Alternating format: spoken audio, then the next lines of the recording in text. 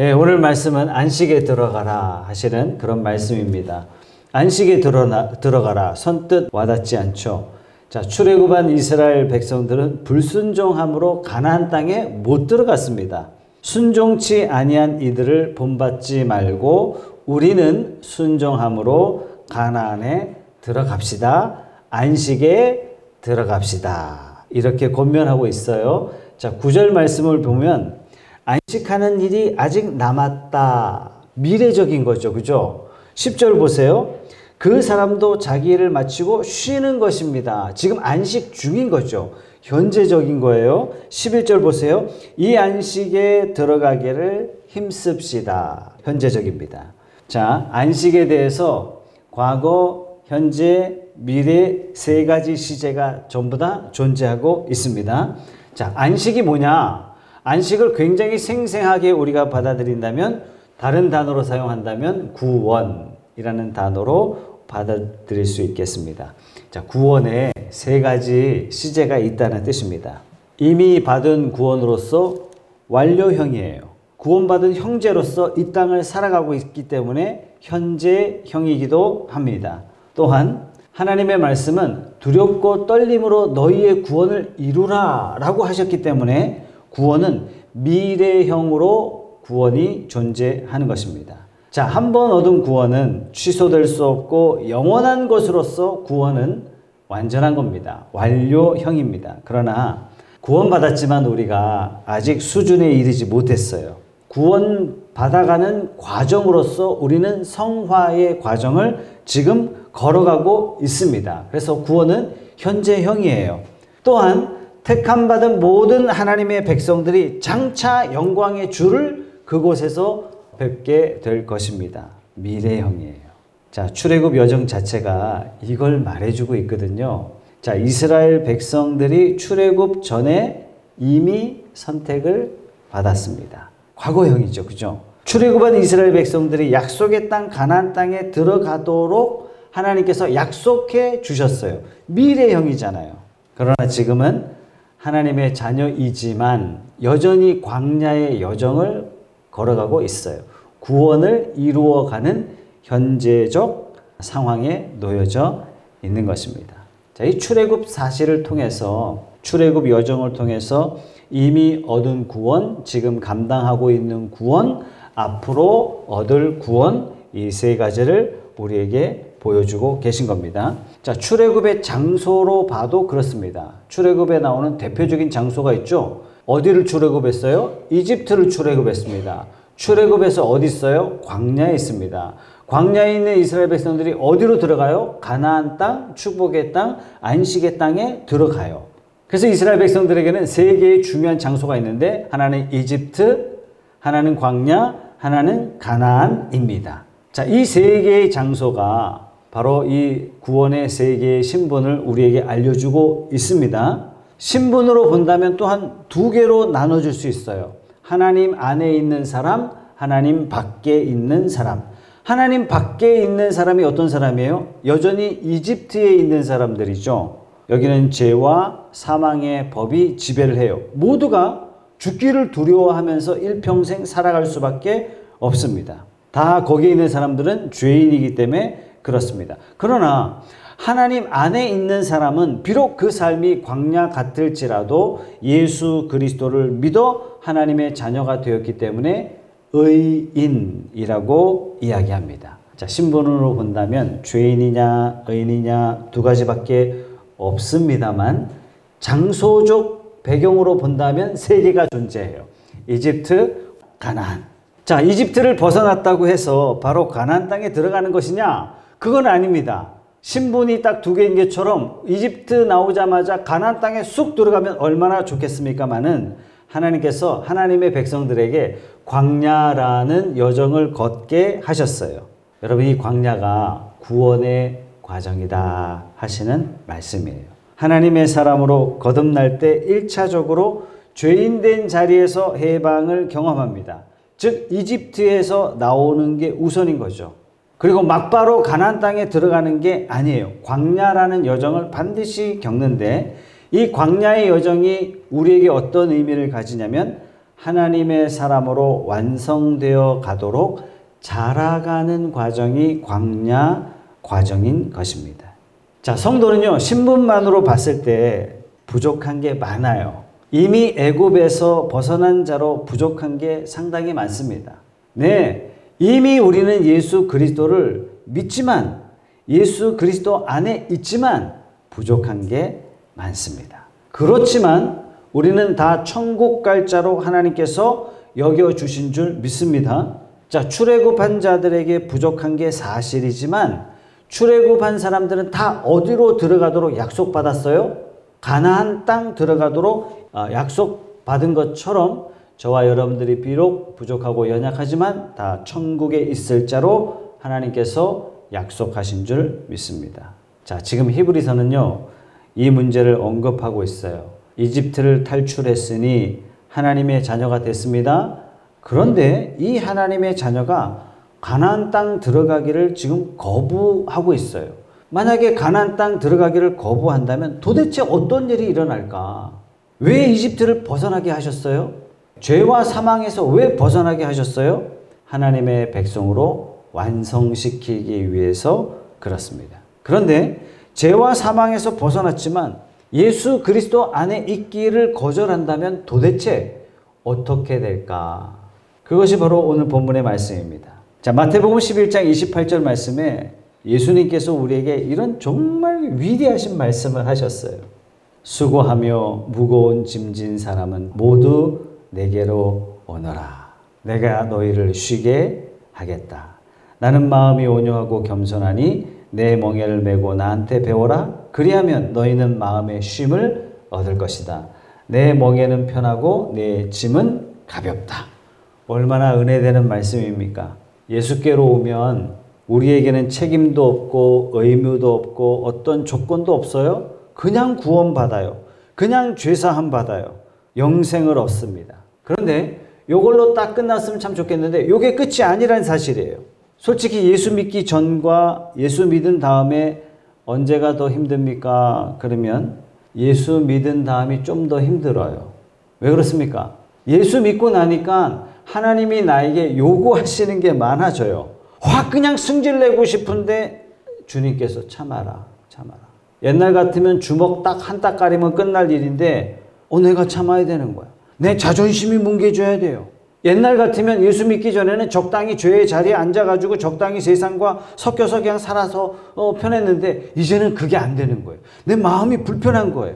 불의한 세상과 적당히 살면서 그냥 적당한 불의한 돈으로 그냥 살아가는 게 그냥 편했는데 지금은 안 되는 거예요. 오히려 지금은 불의한 세상으로부터 괴롭힘을 당하기도 합니다. 예수 믿고 나니까요, 마음이 더 불편해졌어요. 예수 믿고 나니까 세상 사는 것이 더 힘들어졌어요.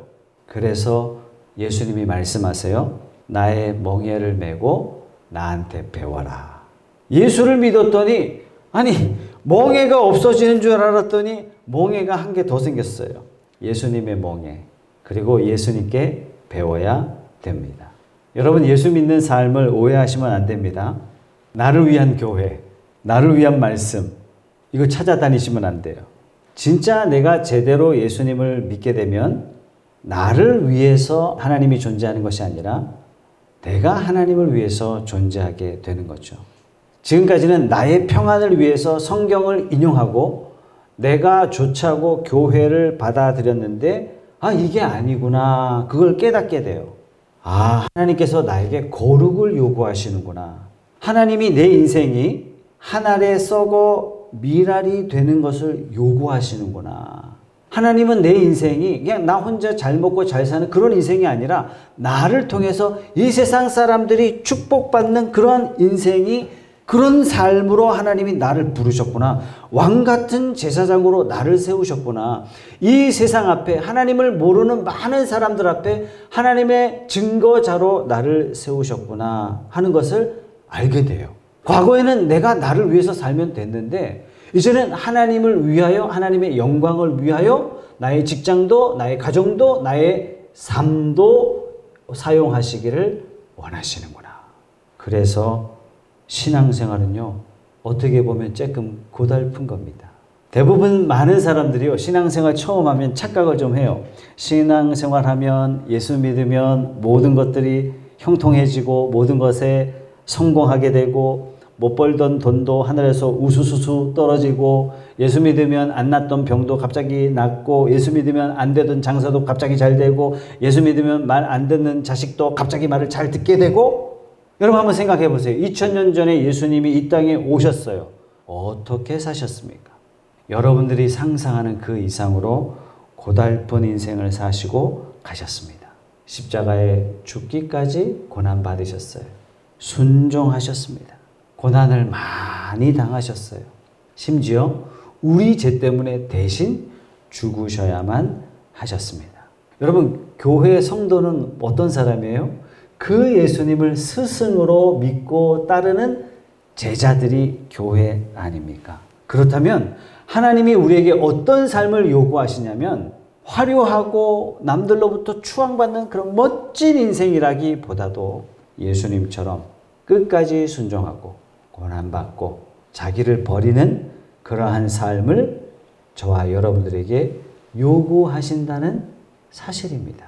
요한계시록 3장 20절 말씀을 한번 읽어보겠습니다. 보아라, 내가 문 밖에 서서 문을 두드리고 있다. 누구든지 내 음성을 듣고 문을 열면 나는 그에게로 들어가서 그와 함께 먹고 그는 나와 함께 먹을 것이다. 여러분, 누구에게 하신 말씀이에요?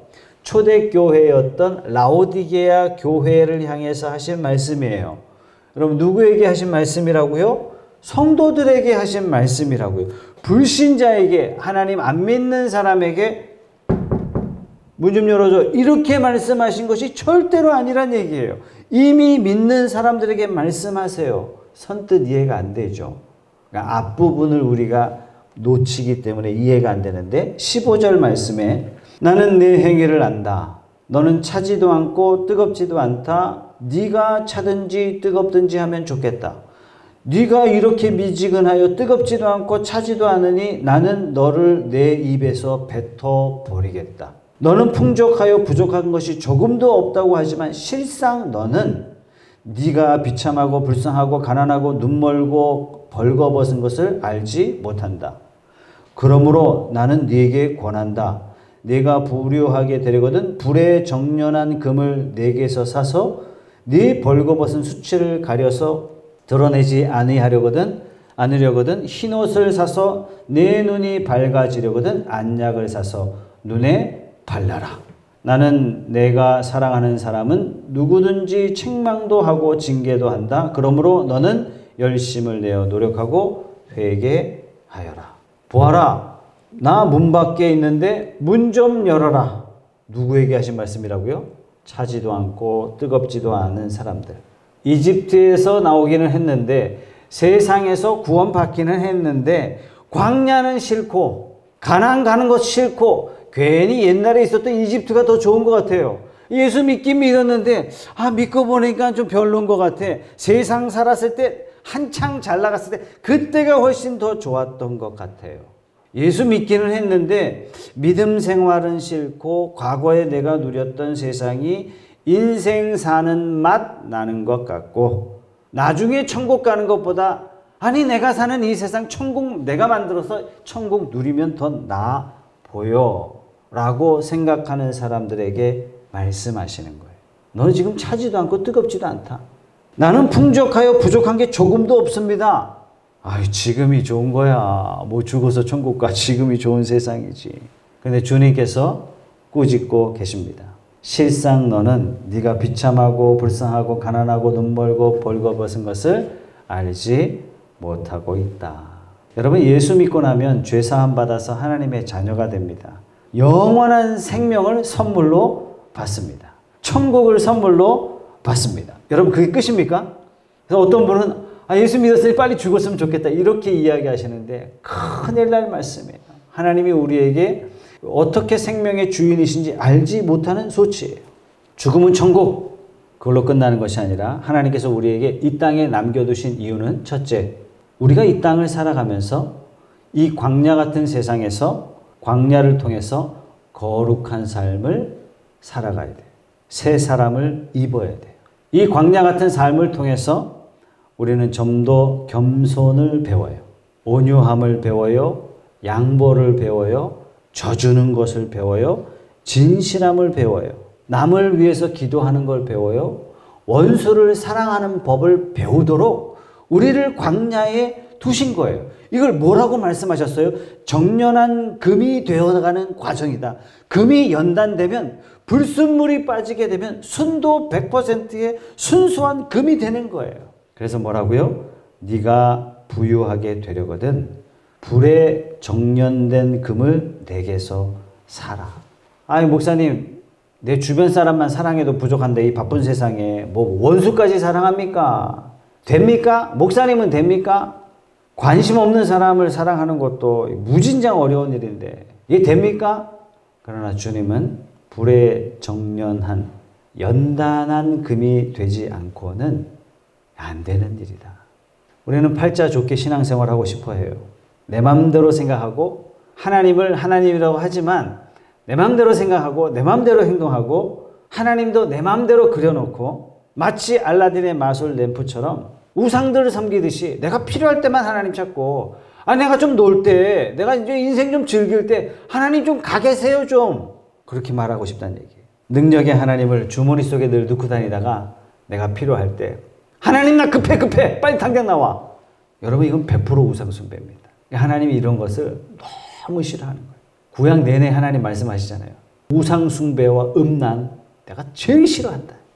여러분 지난주에 우리 함께 나눴던 말씀 15절 16절 말씀에 오늘 너희가 그의 음성을 듣거든 반역하던 때와 같이 너희의 마음을 완고하게 하지 말아라 하는 말씀이 있는데 듣고서도 하나님께 반역한 사람들이 누구였습니까? 모세의 인도로 이집트에서 나온 사람들 모두가 아니었습니까? 여러분 하나님이 이집트에서 나온 이들을 향해서 왜 진노하셨습니까? 단지 불순항 때문에 그런 것은 아닙니다. 이집트에서 빼내실 때 누누이 하신 하나님의 말씀이 뭐죠? 왜 빼내셨어요? 바로에게도 말씀하셨어요. 모세에게 말씀하셨고 모든 백성에게 말씀하셨어요. 왜 빼내세요? 너희는 내 백성이 될 것이다. 내 군대가 될 것이다. 다시 말해서 정체성을 바꿔주시는 거예요. 이스라엘 백성들을 이집트에서 빼내신 이유는 하나님 백성 되라고 하나님이 세우신 거예요. 그런데 이들이 이집트에서 나오면서 하나님의 백성 되었는데 하나님이 약속하신 땅, 약속의 땅, 가나안 땅 들어가기를 거부했어요. 왜 하나님이 성도들에게 화내시는 줄 아세요? 여러분 불신자라서 말씀을 거부한다면 하나님 화 안 내세요. 절대로 화 안 내세요. 예수 믿고 하나님의 백성 되겠다고 서약도 하고 약속까지 해놓고 말씀에 귀를 기울이지 않아요. 세상 소리가 더 신나고 재밌는 거예요. 이집트에서 나왔으면 가나안 땅에 들어가야 되는데 세상에서 부름 받았으면 천국을 사모해야 되는데 여러분 교회를 원어로 뭐라고 이야기하냐면 에클레시아예요. 에클레시아. 에클레시아 뜻이 뭐냐면 원어적인 뜻이 에크가 밖으로예요. 레시아 나온다니 밖으로 부름받아 나왔다는 뜻이에요. 그게 교회입니다. 근데 교회의 첫 모델은 어디였어요? 출애굽이에요. 이집트라는 세상, 이집트라는 제국으로부터 하나님의 백성들이 광야로 부름받아 나온 거예요. 왜 나왔어요? 가나안 땅 가도록 하나님 백성 되도록 부름받았어요. 그래서 광야는요 하나님의 백성이 되어가는 훈련의 과정이에요. 그런데 이스라엘 백성들이 가나안 땅을 거부하고 옛날에 살았던 이집트 땅을 흠모하고 있어요. 차라리 거기 있었더라면 가나안 땅 들어가는 것보다 천국에 대한 소망보다 세상에서 화끈하게 그냥 사는 게 이게 진짜 멋진 인생 아닙니까? 목사님 먹고 싶은 거 먹고 하고 싶은 거 하고 이게 인생 아닙니까? 여기가 천국 아닙니까? 여기에 털을 닦으려고 한단 말이에요. 그러니까 하나님이 너 하나님 백성 아니냐? 왜 세상을 흠모하고 있냐? 왜 세상을 사랑하고 있냐? 여기에 하나님의 진노가 있었던 것입니다. 성도로 부름받았다는 것은 이집트에 있지 않고 가나안에 들어갈 자. 그래서 부름받았어요. 장차 가나안에 들어갈 사람. 그런데 가나안 살기를 거절한다면 어떻게 될까요? 마찬가지로 믿었기는 했지만 순종을 거부해. 신앙생활을 거부해요. 뭐 꼭 교회 가야 뭐 하나님 있어. 혼자서 신앙생활 할래. 그러니까 신앙생활을 거부하면 이런 사람들이 설 자리는 없어요. 구원 취소될까요? 물론 구원은 취소되지 않을 겁니다. 왜? 가나안에 안 들어가겠다고 광야에서 바닥바닥 우기는 놈들 하나님께서 다시 이집트로 돌려보내지 않으셨던 것처럼 문제는 가장 이상한 사람이 돼버렸어요. 애굽에 속한 자도 아니고 가나안 땅에 들어간 자도 아니고 결국 이들은 신앙생활에 출발은 했지만 마침표가 없는 이상한 사람이 되어버렸습니다. 그래서 오늘 말씀에 이렇게 권면하는 겁니다. 11절 말씀 보세요. 그러므로 우리는 이 안식에 들어가기를 어떻게 해요? 힘씁시다. 아무도 그와 같은 불순종의 본을 따르다가 떨어져 나가는 일이 없도록 해야 하겠습니다. 예수를 믿는다는 것이 무엇을 의미하는가? 예수 믿는다. 이 말은 여러분 이런 얘기 많이 들어봤잖아요. 교회 가서 저는 거듭났습니다. 이 거듭났다는 단어가 born again이에요. born again. 태어났는데 다시 태어난 거예요. 저 거듭났습니다. 이 말은 저 다시 태어났습니다. 이 말인 거예요. 뭐가 다시 태어났다는 얘기예요? 저는 옛사람 최석찬은 죽고 하나님의 사람 최석찬이 다시 태어났습니다. 저는 세상에 속한 자가 아니라 세상에 발을 딛고 살지만 나의 소속은 하나님입니다. 과거에는 내가 소망하고 내가 기대했던 것이 세상의 출세, 세상의 잘남, 세상의 영광. 그러나 내가 궁극적으로 가야 할 곳은 거듭나서 보니까 영원한 천국, 그것입니다. 광야 같은 이 세상에서 예수님을 그리스도로, 메시아로, 예수님을 참 주인으로 모시고 살아가는 삶을 삽니다. 바로 이게 거듭남이잖아요. 예수 믿으면 뭐 달라지는 게 있습니까? 아니요. 달라지는 게 없어요. 예수 믿고 나서 어떤 보상도 어떤 혜택도 없습니다. 그러나 예수님과 함께하는 신앙생활 그 자체가 하나님께서 저와 여러분들에게 주시는 보상이요 혜택인 줄 믿습니다. 하나님께서 우리에게 기대하시는 것, 목적하시는 것 뭡니까? 우리가 거룩해지는 거예요. 최석찬이 막 부자가 되고 뭐 펜트하우스에 살고, 그게 아니고 최석찬이 가난하든 부하든 거룩해지는 거예요. 다른 말로 예수님을 닮아가는 겁니다. 어떻게 하면 이렇게 돼요? 예수님이 우리에게 직접 가르쳐 주셨어요. 내 멍에를 메고 내게 배워라. 아무든지 누구든지 나를 따라오려거든 자기의 십자가를 지고 자기를 부인하고 나를 따르라. 근데 문제는 이런 것들은 별로 관심이 없고 내가 하고 싶은 것, 내가 바라는 것, 내가 얻고 싶은 것, 내 욕망에 내 모든 신앙의 에너지를 쏟아내고 있다면 나는 여전히 광야에서 헤매고 있는 것과 마찬가지입니다. 광야 생활 40년 시작할 때쯤 돼서 정탐꾼들을 가나안 땅에 보냅니다. 가나안 땅 가서 한번 보고 와라. 정말 하나님이 말씀하신 젖과 꿀이 흐르는 정말 축복의 땅인지 보고 와라. 그랬더니 12명이 돌아와서 이구동성으로 하는 말이 뭡니까? 정말 하나님이 약속한 축복의 땅이 맞는 것 같습니다. 뭐 과일들이 주렁주렁 맺혀 있고 그 땅은 뭐 씨만 뿌리기만 하면 막 열매들을 맺는 거예요. 12명이 돌아와서 그래요. 하나님이 말씀하신 게 맞네? 그리고 안 들어가기로 했어요. 그리고 거부했어요. 신앙생활 처음 하니까 좋네. 좋은데 안 해. 신앙생활. 왜 안 해요? 신앙생활을 제대로 하려고 보니까 포기할 게 너무 많은 거예요. 봉사도 해야 되고 헌신도 해야 되고 시간도 내야 되고 때로는 돈도 포기해야 돼. 내가 세상에 나가면 사람들이 다 잘난 줄 알고 나를 추앙해주고 나를 높여주고 그러는데 교회 와서는요. 내가 설거지 해야 돼. 주차 봉사해야 돼.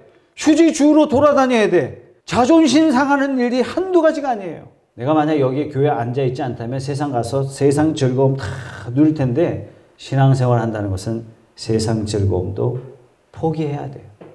여러분 신앙생활 한다는 건 몽땅 다 포기해야만 이루어지는 게 신앙생활입니까? 그렇지 않습니다.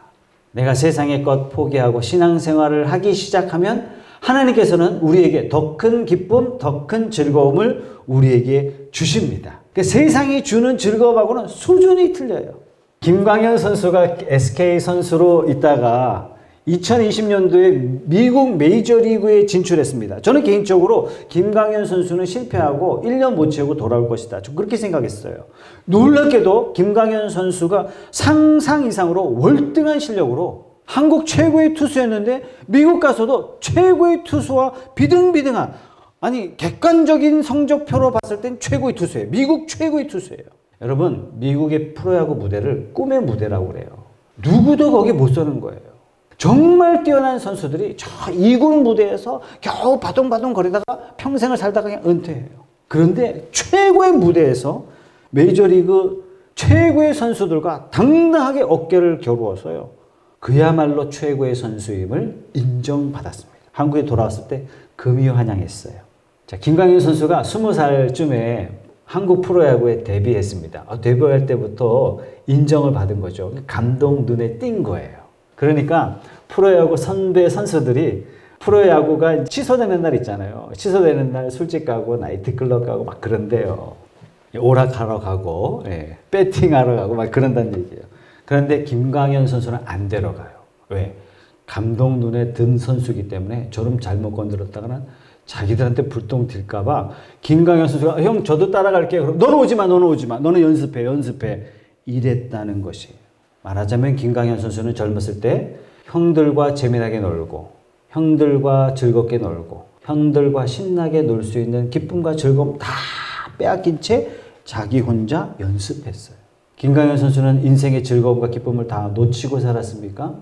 아무도 그렇게 말하는 사람이 없습니다. 선수가 누릴 수 있는 최고의 즐거움, 최고의 기쁨을 김광현 선수는 누립니다.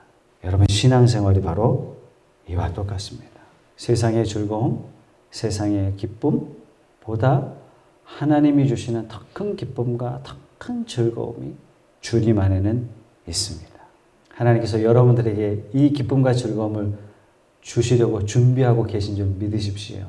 테니스가 조선에 온 선교사들에 의해서 테니스가 우리 한국에 보급되기 시작했습니다. 처음 보급됐을 때 조선의 양반들이 테니스 하고 있는 선교사들을 보고 팔짱을 탁 끼고 이렇게 한탄합니다. 저게 뭐 하는 짓인고. 힘들고 어려운 일들 다 하인들이 시키면 되는데 왜 저 힘든 일을 직접 하는 거? 왜 직접 해요? 재밌으니까 하는 겁니다. 구경하는 거에 준할 수 없는, 훨씬 더 재밌으니까. 땀을 흘리니까 훨씬 더 흥미로운 거예요. 신앙생활도 마찬가지입니다. 뭐 교회 쬐끔하니까 목사님 다 알아서 하시겠지. 그러시면 안 돼요. 여러분들이 직접 신앙생활 하셔야 됩니다.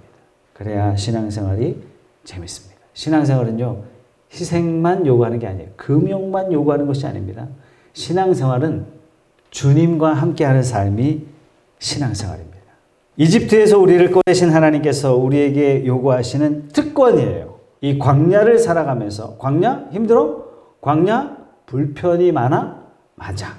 그러나 이 광야를 통해서 내가 너를 거룩하게, 내가 너를 더 신실하게, 내가 너를 더 의롭게, 천국의 백성답게 지금 만들어 가는 거야. 아니 목사님, 나 예수 믿는데 왜 이렇게 신앙생활이 고달프고 힘들어요? 왜 그렇습니까?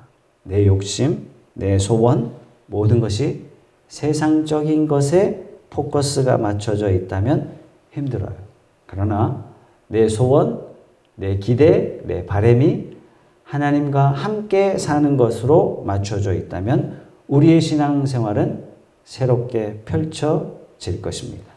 이 광야 같은 인생에 하나님께서 우리에게 주신 특권을 배우고 익힐 기회를 여러분 놓치지 마십시오. 여러분 삶에 이 사는 동안에 광야 같은 세상에서 풍성한 열매가 주렁주렁 열려서 하나님 때문에 세상 사람 앞에 자랑할 것들이 많아지는, 하나님 때문에 세상 사람들 앞에 기적을 증거할 것들이 많아지는 그런 인생들이 다 되시길 주님의 이름으로 축복합니다.